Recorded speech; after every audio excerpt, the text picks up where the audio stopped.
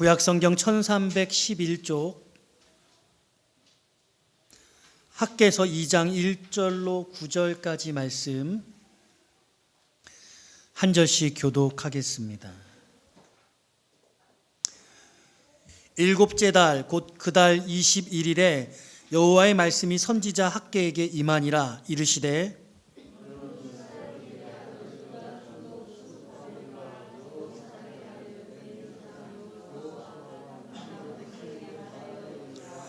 너희 가운데에 남아있는 자 중에서 이 성전의 이전 영광을 본 자가 누구냐? 이제 이것이 너희에게 어떻게 보이느냐? 이것이 너희 눈에 보잘것없지 아니하냐?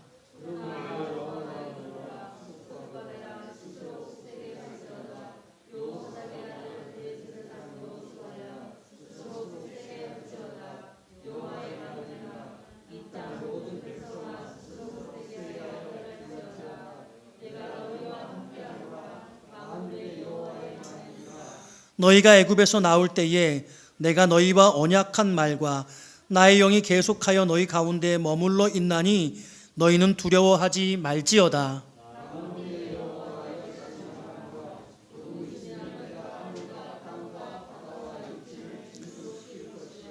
또한 모든 나라를 진동시킬 것이며 모든 나라의 보배가 이르리니 내가 이 성전의 영광이 충만하게 하리라. 만군의 여호와의 말이니라. 함께 읽습니다. 이 성전의 나중 영광이 이전 영광보다 크리라. 만군의 여호와의 말이니라. 내가 이곳에 평강을 주리라. 만군의 여호와의 말이니라. 아멘. 할렐루야. 오늘도 주 앞에 나오신 온라인으로 예배하시는 우리 하나님의 자녀들 여러분들에게 크신 은혜와 또 복이 임하시기를 주의 이름으로 축원합니다. 이제 본격적으로 위드 코로나 시대가 되었습니다. 코로나와 함께하며 또 만남이 회복이 되어야 할 터인데 우리 예배도 사모하는 예배의 현장으로 여러분들 더 많이 나오셔서 예배하실 수 있도록 여러분들이 많이 애써 주시기를 기대하며 오늘 예배의 말씀을 시작합니다. 오늘 준비한 말씀의 제목은 따라 해볼까요? 새로운 교회가 온다. 새로운 교회가 온다. 제가 말씀 제목을 준비를 해놓고 인터넷에 딱 쳐봤더니 2009년도에 출판된 책 중에 새로운 교회가 온다 책이 있더라고요. 무슨 책인가 봤더니 이제 성교적 교회론을 담고 있는 책이었는데 성교적 교회론에 대해서는 여러분과 함께 또 나눌 수 있는 시간이 있었으면 좋겠다는 생각을 하면서 오늘은 그런 이야기는 아닙니다. 오늘은 조금 더 두 가지 초점으로 여러분께 말씀을 드리자면 하나는 여러분들의 삶의 자세와 관련된 메시지이고 또 하나는 교회의 패러다임이 완전히 전향적으로 변화해야 한다라는 두 가지 이야기를 여러분께 하나님의 말씀으로 전하고자 준비했습니다. 크리스찬이 가져야 될 삶의 태도가 있습니다. 어떠한 삶에도 불구하고 성도는 삶에 대한 적극적 태도와 긍정적 자세를 가져야 할 것입니다. 흔히들 기독교 실존에서 말하는 인생은 나그네 길이다 라는 표현 여러분 잘 아시죠? 그 표현으로는 충분하지 않은 것 같습니다. 나그네 길이라는 인생적 표현이 그저 생을 잠시 지나가는 것임을 강조하면서 자칫 삶에 대한 방임적 태도를 심어줄 수 있기 때문에 저는 오늘 말씀을 준비하면서는 나그네 인생길보다는 좀 더 적극적 삶을 살도록 여러분들에게 도전하고 싶습니다. 생은 나그네 삶 그 이상의 의미가 있다고 저는 굳게 믿습니다. 즉 삶을 향한 적극적 태도, 삶에 대한 긍정적 태도가 필요하고 그것이 무엇인가를 생각해야 한다라는 것이죠. 오늘 이 시점에 위드 코로나 시대를 살면서 교회가 어려워지고 있는 기울어지고 있는 것 같은 이 삶을 우리가 살아가면서 이 삶을 향한 우리들의 삶의 태도를 돌아보는 것은 매우 중요하다는 것이죠. 여러분, 낙관적이다. 저 사람은 참 낙관적이야. 그런 말 많이 하시고 들어보셨죠. 저 사람은 참 긍정적이야. 또 이런 말도 하시거나 들어보셨을 것입니다. 여러분, 낙관적이다와 긍정적이다는 말 같다고 생각하세요? 다르다고 생각하세요? 보통은 같다고 생각하시는 것 같습니다. 이 둘의 의미상 차이를 이해하는 것이 중요하겠습니다. 이 두 말은 비슷하거나 같은 의미처럼 생각하고 사용하지만 사실 실제로 엄청난 차이가 있는 말입니다. 반대말을 생각해 보면 그 차이가 명백해집니다. 낙관의 반대는 비관이죠. 긍정의 반대는 부정입니다. 어떤 사람의 낙관적 태도가 비관적 태도로 바뀔 수 있겠습니까?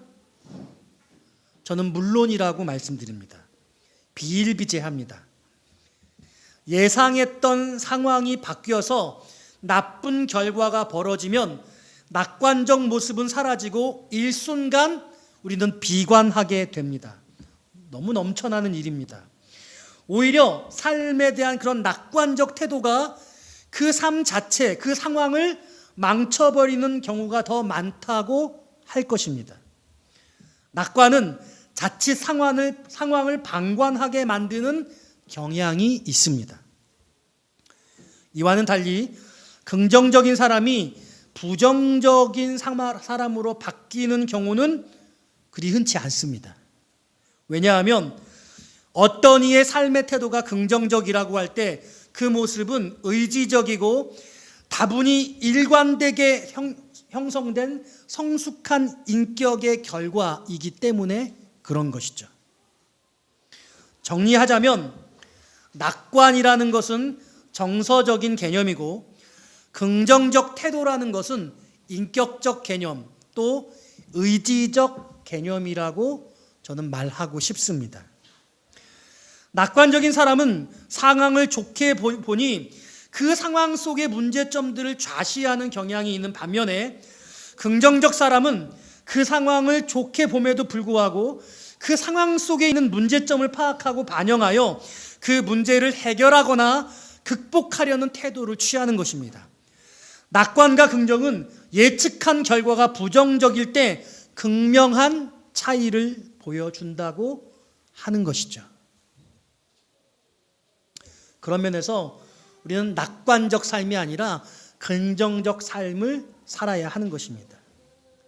물론 부정적 결과를 맞닥뜨리면서도 여전히 괜찮아, 잘 될 거야, 뭐 이렇게 말씀하시는 분들도 있어요. 이런 사람들을 천생이 낙천주의자다 그렇게 말하는 거죠.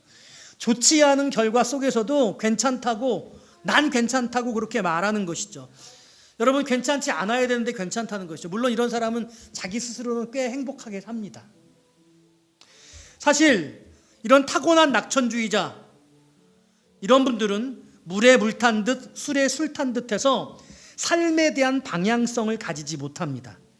누군가의 식구처럼 이런들 어떠하리 저런들 어떠하리 만수산 드렁치기 얽혀진들 어떠하리, 삶을 극복하거나 자신의 운명을 개척하고자 하는 의지가 찾아지지 않는다는 것이죠.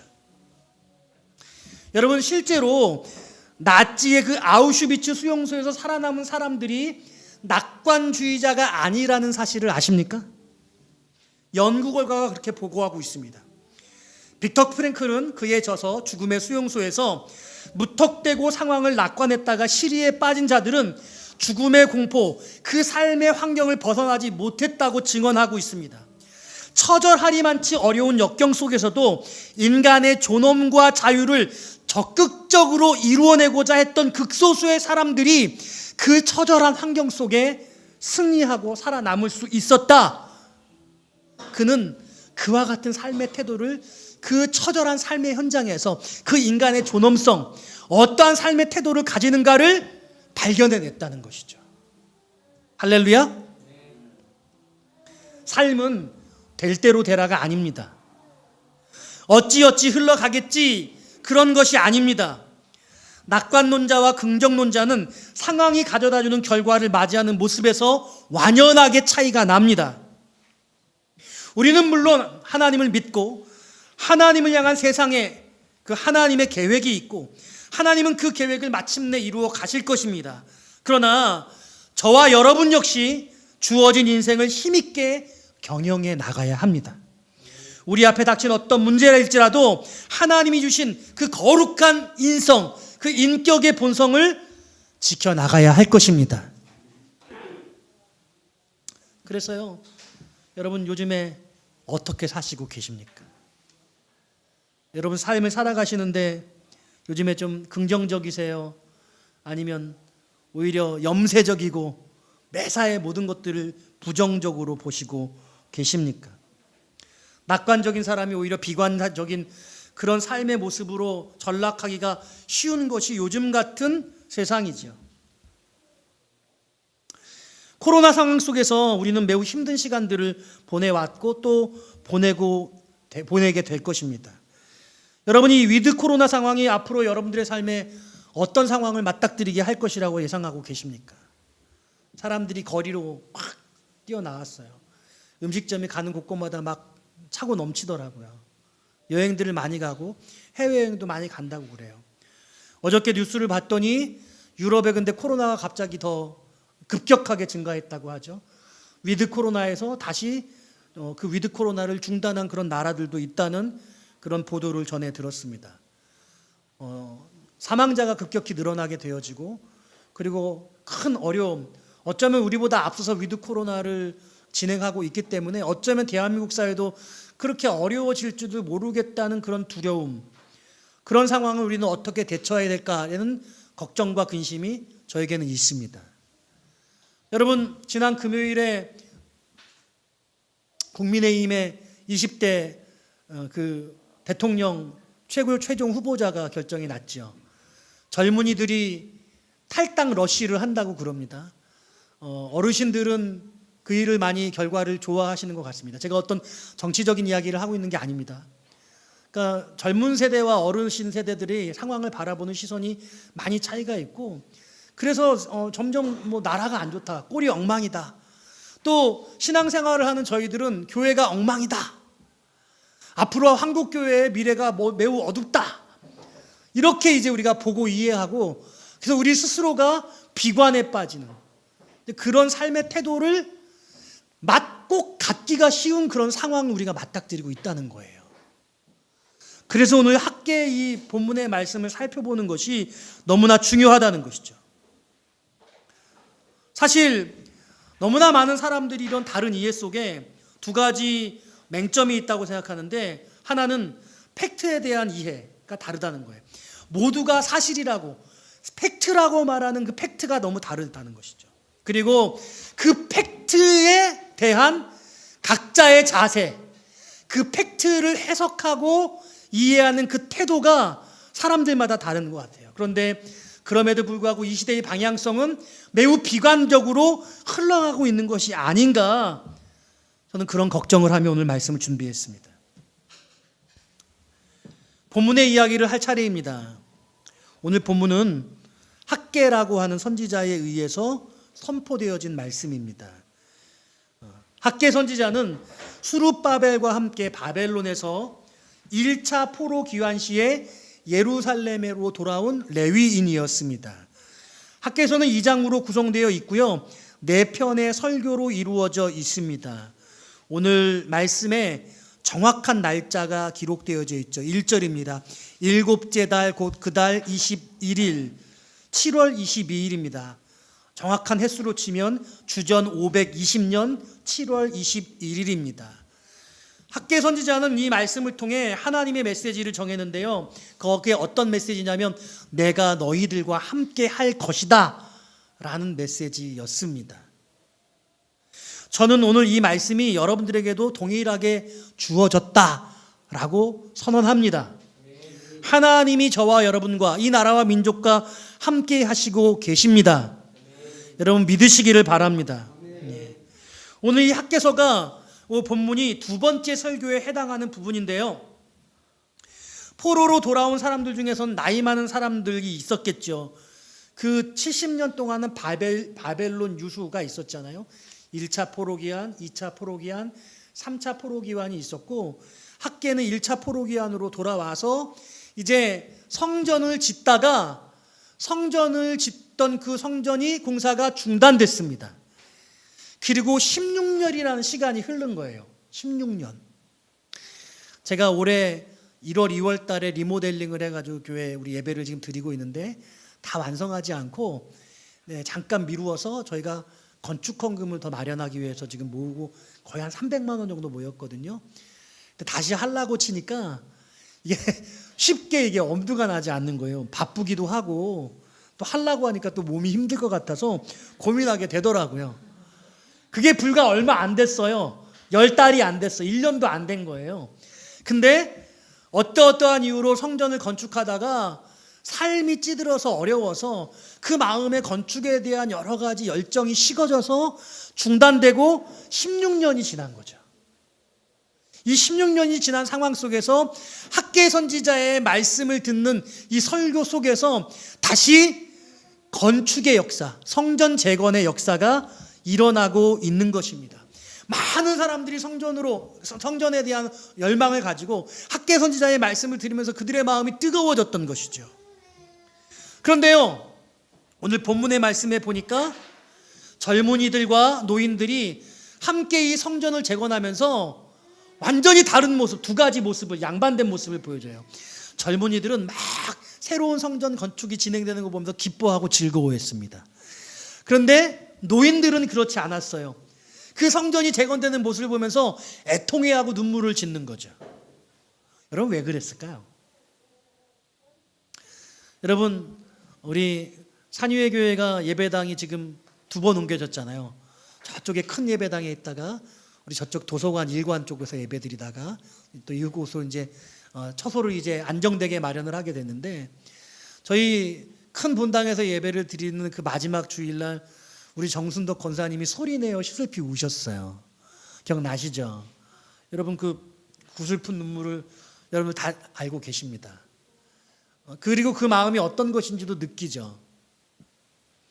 그러니까 우리 안에 여러분 이런 어떤 마음속에 하나님의 성전, 어떤 믿음의 세대들이 점점 약화되어져 가고 쓰러져 가고 있다는 것들을 느끼게 될 때의 그 슬픔이 얼마나 클까 싶어요.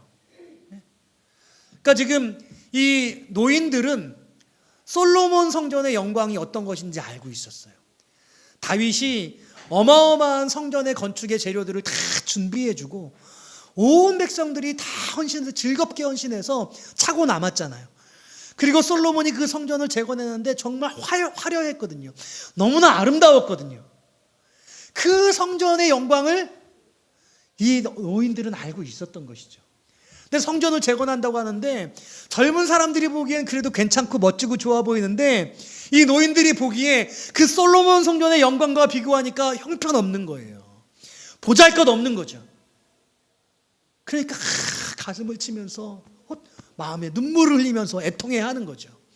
그러니까 그들의 소리를 듣는데 어떤 젊은이들은 막 즐거워하고 행복해하고 어떤 노인들은 막 애통해하면서 가슴을 치면서 이 세대가 전혀 경험이 달라서 두 가지 다른 모습을 보여주고 있다라는 것이죠.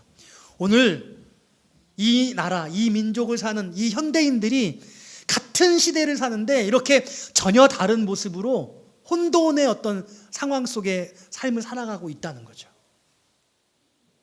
어떤 사람들은 이 시기가 기회라고 해서 막 돈도 더 많이 벌게 되어지고 사업도 성공하게 되어지고 이런 비대면 시대의 삶을 막 즐기고 누리고 행복해하는 그런 분들도 있고, 어떤 사람들은 집에만 치과하면서 어려워하고 모든 만남을 단절하고 신앙적으로도 위축이 되어서 매우 불편하고 어려운 시간들을 보내고 있는 분들도 있다는 거예요. 저는 오늘 이와 같은 상황 속에서 여러분들에게 몇 가지 하나님의 은혜를 나누고 싶습니다.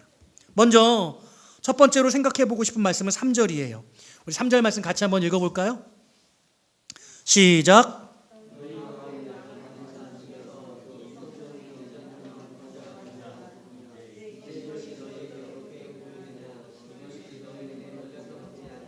아멘. 네. 자, 여기 보십시오. 노인들에게 이야기를 하고 있습니다. 노인들. 이 노인들은 어떤 분들이냐면 이 성전의 이전 영광을 본 사람들이에요. 이전의 영광을 경험한 세대들. 저는 한국 교회에 이전 세대의 영광의 경험이 있다고 저는 그렇게 말씀을 드리고 싶어요. 한국 교회에는 놀라운 이전 세대의 영광이 있었습니다. 세계 10대 교회 중에 7개 교회가 한국에 있었던 시절이 있습니다. 교회로 향하는 사람들의 행렬이 문전성시였던 그런 때가 있었습니다. 여러분, 1973년 5월 30일부터 6월 3일까지 빌리 그레암 목사님을 모시고 여의도 516 광장, 지금의 여의도 공원입니다.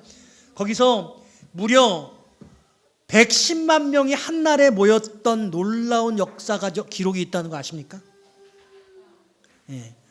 이때 그 5월 달부터 6월 3일까지 4일인가요? 이 집회를 했는데 이때 모였던 사람이 335만 명이 모였다고 그래요. 그리고 마지막 날 325만 명이 모였다고 해요. 그리고 마지막 6월 3일에 110만 명이 함께 모였다는 거예요.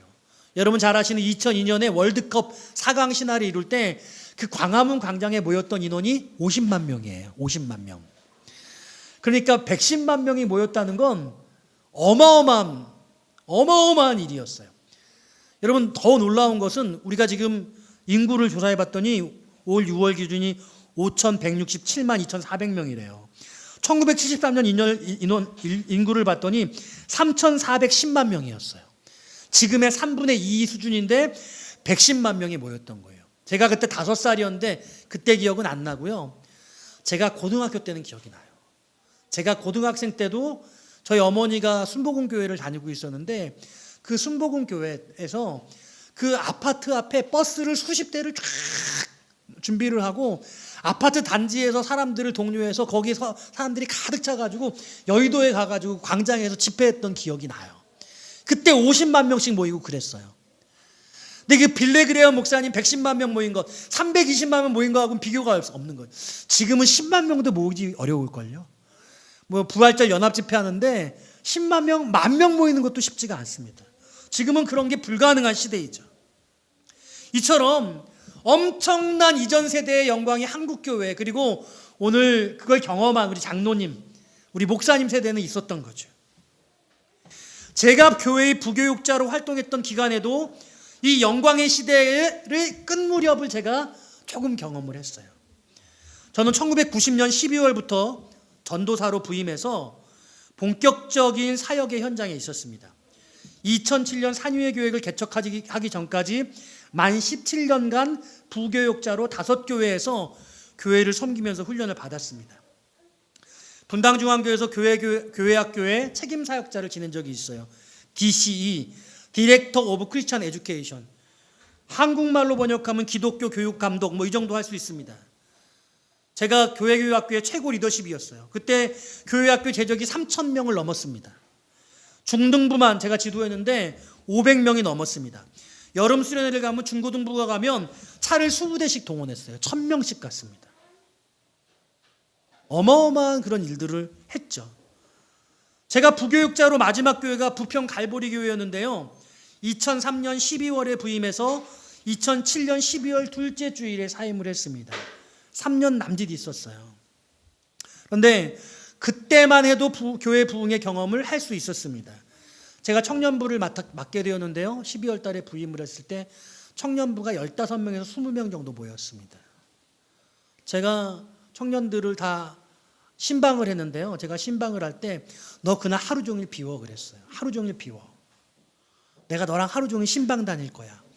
네가 지금까지 신앙생활해 오면서 갈보리교에 나왔던 네 모든 친구들을 오늘 만나러 다니자. 그래서 그 20명에서 좀 안 나오는 애들까지 불러가지고 하루 시간 낼 수 있다는 애들까지 한 25명 됐던 것 같아요. 걔들 먼저 만나 그날 아침에 모여서 예배드리고 말씀 나누고 그날 하루 종일 걔 친구들, 갈보리교에 나왔던 걔 친구들을 쫙 만나러 다녔어요. 그러면 그 주에 10명씩 20명씩 아이들이 더 왔어요. 한 달이 지나니까 60명, 70명, 80명이 모여요.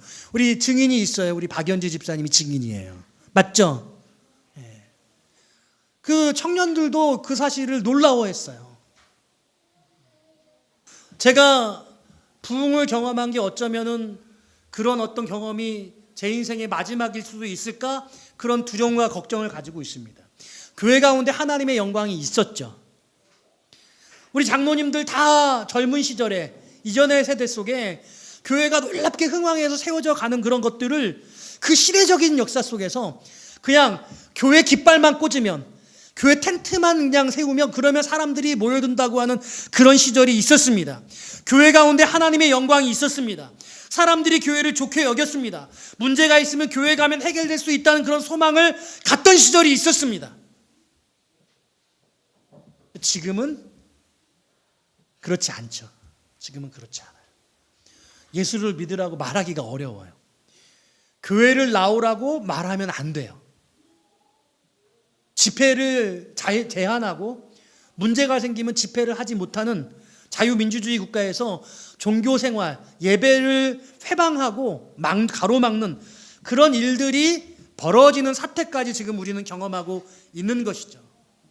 이런 상황이 되어지다 보니 우리 이전 세대들, 저 이상의 연배를 가지고는 신앙생활의 연조를 가진 그런 분들은 앞으로 교회가 어려워질 것이다. 교회가 쇠락의 길을 갖는다. 한국 교회는 정말 미래가 어둡다. 이런 생각을 가지게 되는 것이죠. 오늘 본문에서 학계 시대의 젊은이들은 성전을 지으면서 기뻐하고 환호했는데, 근데 젊은이들은 어떠한가? 젊은이들은 환호하고 교회에 나오면 좋은데 젊은이들은 더욱더 하나님을 모르는 세대가 되어가고 있죠. 열심히 하나님의 말씀을 전함에도 불구하고 교회 안에서조차 우리 믿음의 부모의 자녀들도 교회 나오기를 꺼려하고 거부하는 그런 아이들이 생겨나고 있어요. 이전에도 있었지만 그런 것이 더 가팔라지고 있어요. 10대의 문화 속에서 교회 다니는 게 되게 부끄럽게 여겨지는 그런 시대적 흐름이 있습니다. 그래서 밥을 먹을 때 식사 기도를 비밀스럽게 해야 하는, 뭔가 대놓고 할 수 없는 이런 이상한 분위기들을 스스로 부끄럽게 여기고 느끼고 있는 것이죠. 전에는 문화의 밤을 하고 너희 교회 어때? 한번 가볼까? 이렇게 말한 아이들이 있었어요. 제가 자란 그 화평교회에서 제가 우리 교회 좀 와봐, 우리 교회 좀 와봐. 네. 그렇게 얘기를 참 많이 했어요. 그러면 제가 남자고등학교, 남자중학교를 다녔는데 제 친구들이 그랬죠. 그래? 그러면 거기 가면 교회들이 예뻐? 제가 그렇다고 말하지 못했습니다. 일단 와봐. 일단 와봐. 뭐 그랬어요. 제가 참 제 마음속에 그런데요, 지금은 우리가 하나님의 교회를 전하지 못하는 그런 답답함을 가지고 있고 그걸 부끄럽게 생각하는 마음속에 우리 자신이 솔직히 그런 마음을 가지고 있는 것이죠. 그러다 보니 신앙적 태도가 비관적 태도가 되어지는 경향이 있고, 삶에 대한 우리의 어려움의 문제도 이 삶이 참 어렵고 힘들 것이라는 무엇인가 우리 안에 적극적 삶의 방향성을 놓치고 있는 모습이 우리 안에 있다는 것이죠. 그런 저와 여러분들에게 오늘 학계 선지자가 그렇게 말하고 있는 것입니다. 4절 말씀 같이 한번 읽어볼까요? 4절 말씀입니다. 시작.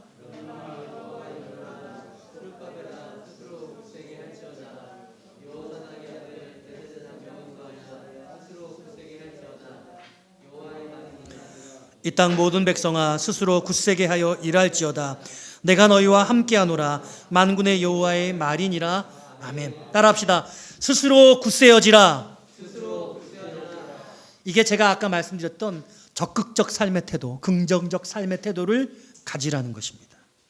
여기 이 굳세어지라는 말이 3번 반복되고 있는데요, 한 사람 한 사람 꼽아서 이야기하고 있습니다. 수룹바벨아 총독이었죠. 리더였습니다. 굳세어지라는 거예요. 여호수아야 대제사장이었죠. 굳세어지라는 겁니다. 그리고 이번엔 백성들에게 백성들아 굳세어져라.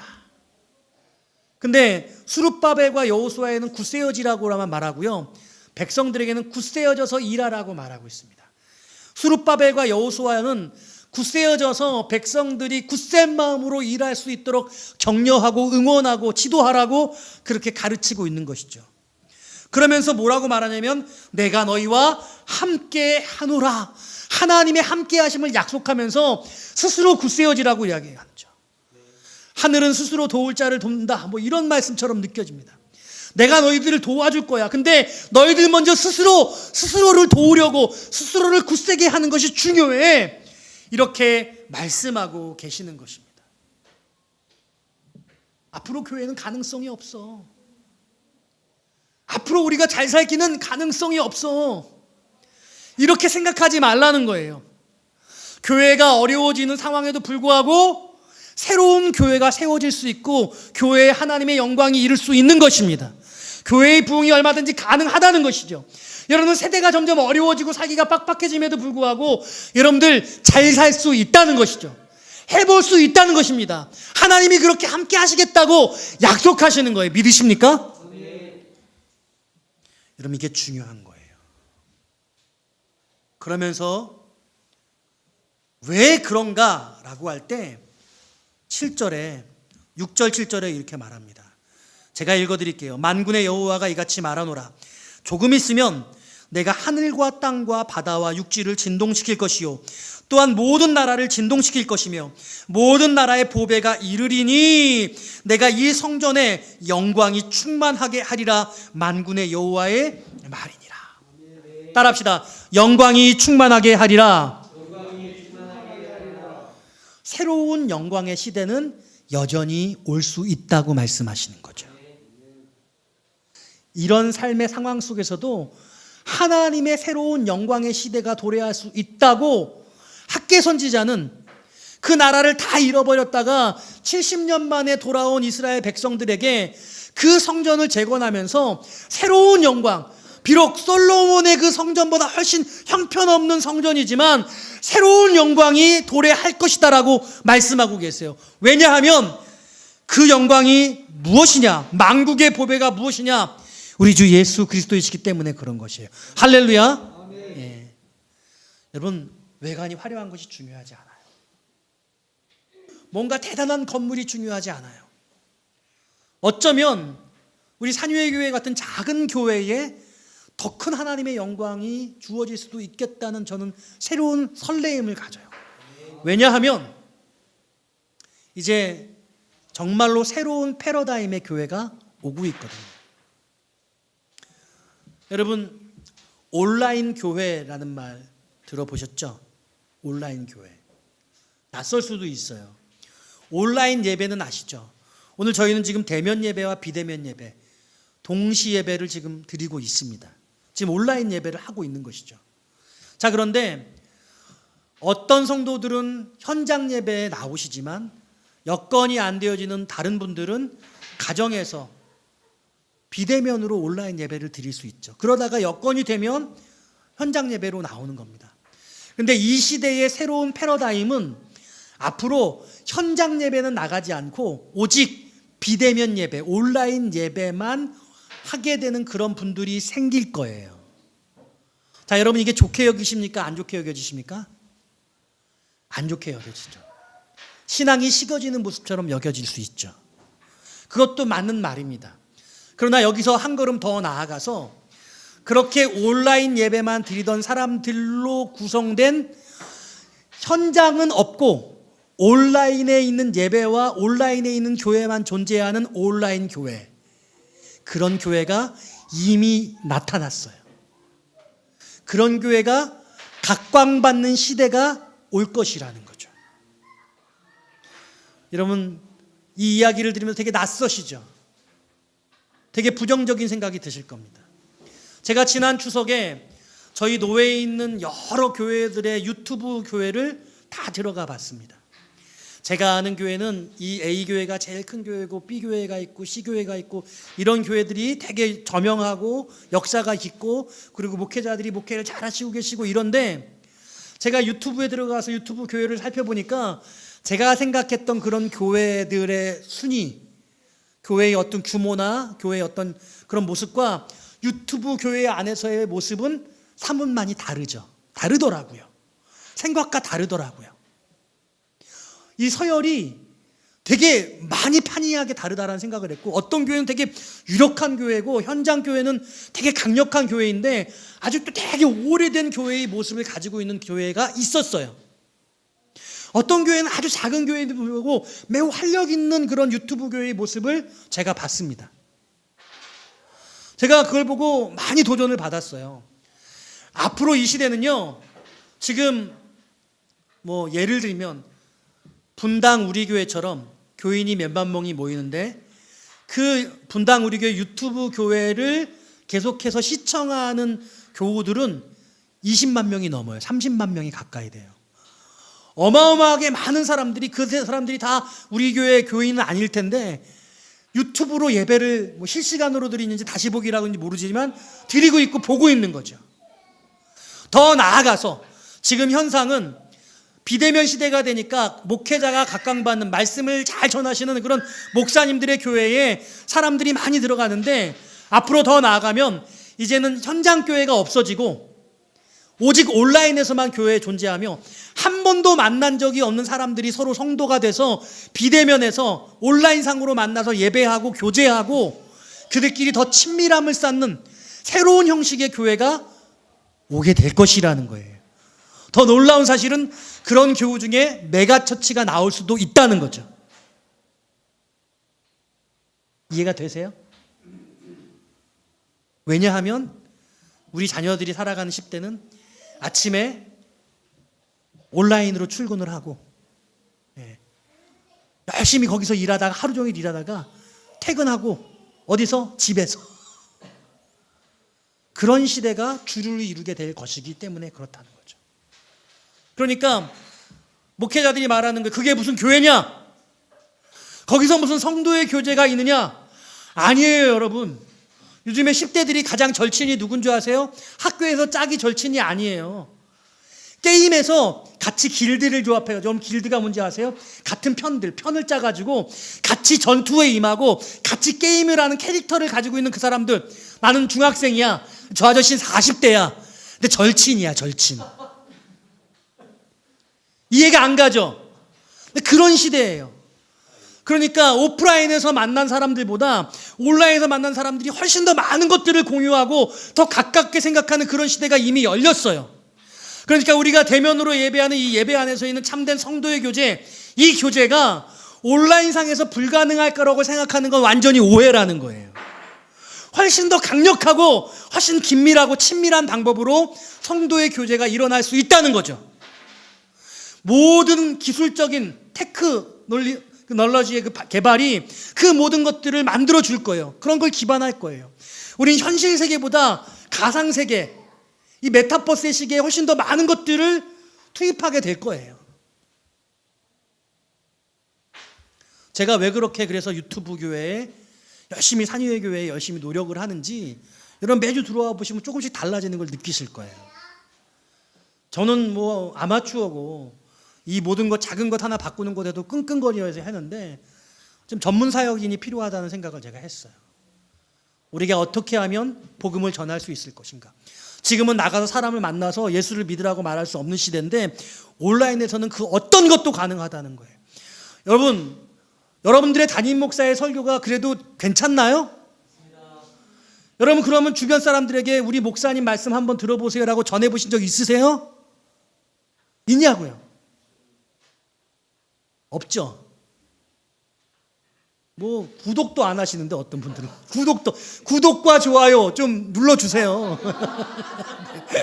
좀 눌러주세요. 여러분 열심히 전하셔야 돼요. 이게 전도 방법이에요. 복음을 전할 수 있는 기회가 되어지는 거죠.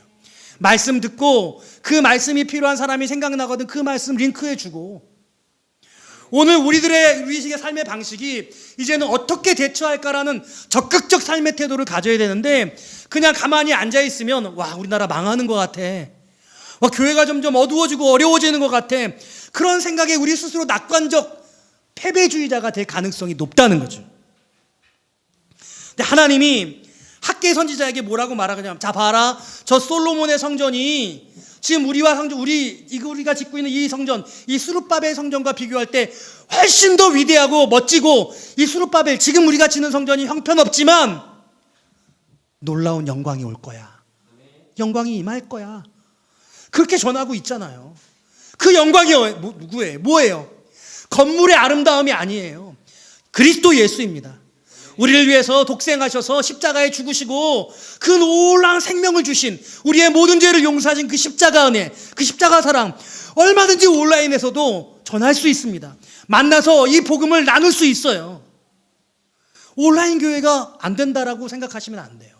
제가 대학원 다닐 때 그 모세오경을 공부하면서 창조에 대한 많은 이야기를 나눴거든요. 유전적 변이, 인조인간, 이제 유전자 복제, 이런 이야기를 나누고 있었어요. 유전자 복제가 성경적인 거냐 비성적인 거냐, 찬반 양론이 갈라졌습니다. 찬성하는 사람들, 반대하는 사람들, 한참을 싸우니까 교수님이 딱 결정적인 말씀을 하시더라고요. 여러분, 만일 그럼에도 불구하고 복제 인간이 나온다고 한다면 그것 또한 하나님이 허락하신 것입니다. 윤리적인 것에 대한 이야기들을 막 하고 있는데 어떤 것들이 실현되는 것은 하나님의 뜻없이 이루어지는 것은 없다 라고 그렇게 이야기를 해요. 그 복제 인간이 어떤 인격과 인성을 가지고 있는지 우리는 알 수 없지만 만약 그런 존재가 존재하게 된다면 그 또한 하나님이 허락하신 것입니다. 그 말에 양쪽 모두가 다 얼음이 돼서 얼음. 그렇구나. 더 높은 차원이 있구나. 그게 무슨 교회입니까? 온라인 예배 없애야 됩니다. 온라인 예배 드리니까 성도들 교회 안 오고 그러지 않습니까? 여러분, 그것도 사실 맞는 말이긴 합니다. 교회에 와서 현장 예배를 드리는 게 더 귀하긴 하죠. 그러나 시대적 이 흐름 속에서 그런 현상이 일어날 수밖에 없습니다. 그럼 그걸 인정하고 그분들을 위해서 어떻게 우리가 복음을 전하고 더 그들의 믿음이 진보될 것인가를 우리는 준비해야 한다는 것이죠. 오히려 반대적인 이야기도 있어요. 가나안 성도들이 오히려 온라인 시대가 되어지면서 예배를 드리기 시작하고 비대면으로 목장 모임을 하게, 소그룹 모임을 하게 되니 전혀 참여하지 않던 분들이 참여하게 되면서 열의를 가지고 다시 복음에 대한 열정과 하나님에 대한 은혜를 누리게 되었다. 저는 그런 이야기도 들었던 것이죠. 부정적으로 비판적으로만 바라볼 것이 아니라 이것을 적극적으로 준비하고 대처하는 모습이 우리에게 필요하다라고 저는 말씀을 드리는 것이죠. 저는 산유의 교회에 함께 모여서 현장의 예배를 여러분들이 드리기를 원하고 지금 온라인으로 드리는 우리 성도들도 다 함께 모여서 예배할 수 있기를 기대합니다만 저는 동시에 산유의 교회가 어떤 교회인지 알지 못하는 분들도 누군가가 우리 교회 안에 들어와서 예배드리고 은혜 받다가 예수 그리스도를 만나는 일들이 일어나기를 바랍니다. 저 지구 반대편에 있던 어떤 분들도 그 말씀을 드리면서 소통할 수 있기를 바라고요. 이제는 가까운 글로벌 시대에 온라인상에서 우리가 생각하는 그런 그 새로운 가상의 공간 안에서 오히려 가장 친밀해질 수 있는 하나님은 그런 교회를 우리에게 지금 허락하시고 계시다고 여러분께 말씀을 드리는 거예요. 그런 현상은 막을 수 없고 이미 이루어져 가고 있다는 것입니다. 비판할 것이 아니라 그 가운데 바른 복음의 역사가 나타날 수 있도록 적극적으로 준비하고 대처하는 것이 저는 오늘 우리의 모습이라고 말씀을 드리고 있는 것입니다. 말씀을 정리합니다. 자, 오늘 이 7절 말씀에서 모든 나라에 보배가 이를 것이다 라고 말씀하셨는데요. 9절 말씀 같이 한번 읽어볼까요? 9절 말씀입니다. 시작.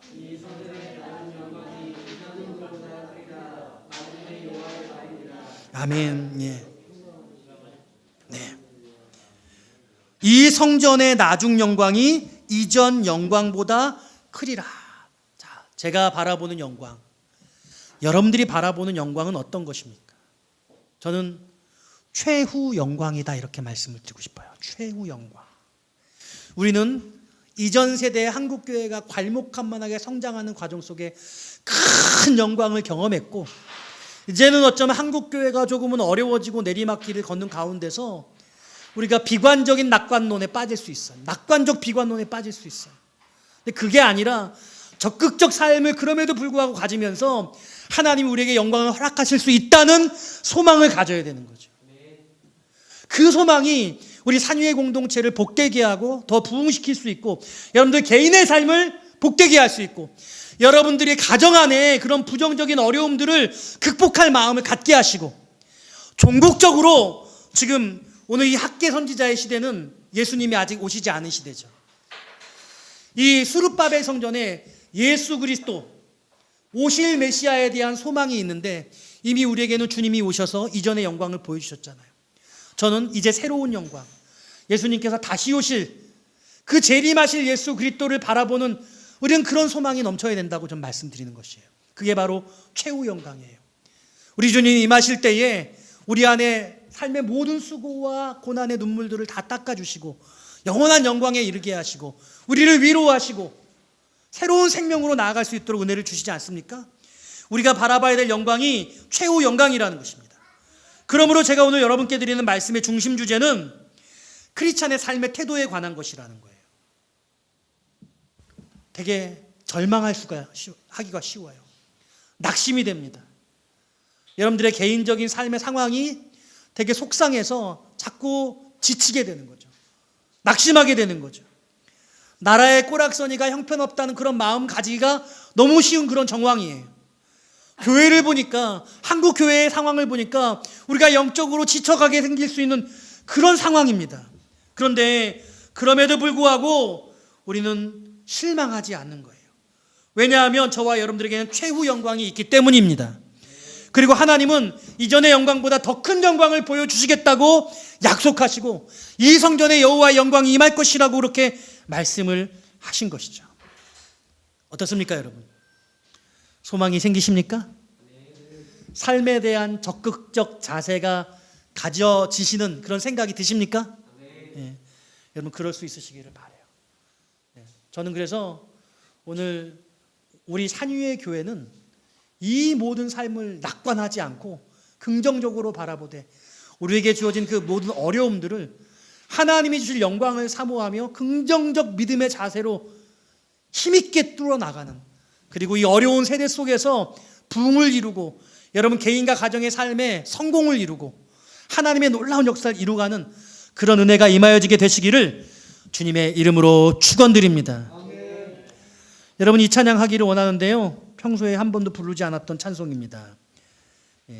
어둠 밤 마음에 잠겨, 찬송가 582장인데요 한국교회의 초기의 시대에 이 찬송을 부르면서 그 어둠의 시간들을 하나님께서 소망으로 바꾸셨던 그 벅찬 그 감격을 마음속에 다시 한번 느끼면서 이 찬양, 이 찬송 함께 불러보고 배워보기를 원합니다.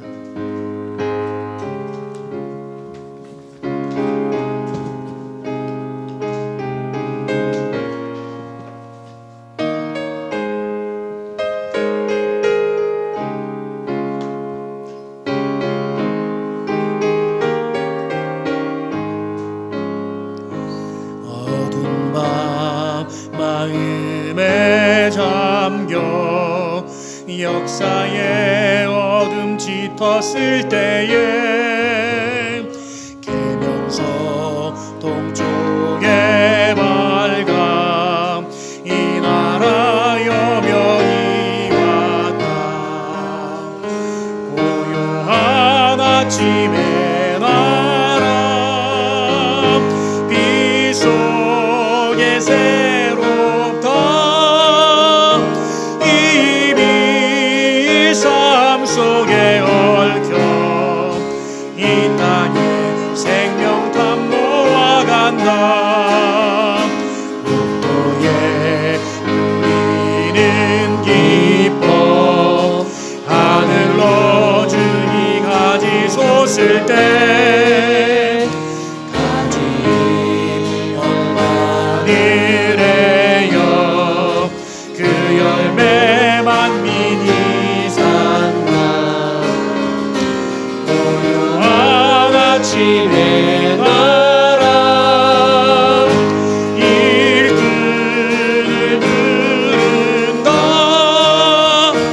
이 하늘 씨앗이 되어 역사의 생명을 이어가니 맑은 샘 주의 용솟아 거칠은 땅에 흘러져 적실 때 기름진 벌판이 눈앞에 활짝 뜨인다.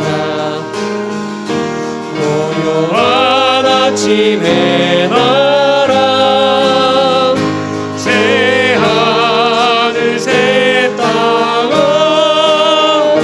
길이 꺼지지 않는 인류의 3절 한 번만 더 찬송하기 원합니다.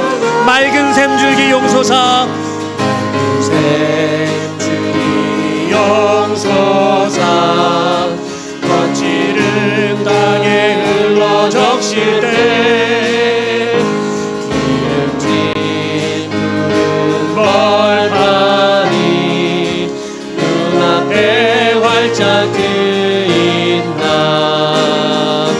고요한 아침에 나라 새 하늘 새 땅 길이 꺼지지 않는 인류의 고요한 아침의 나라 새 하늘 새 땅 고요한 아침의 나라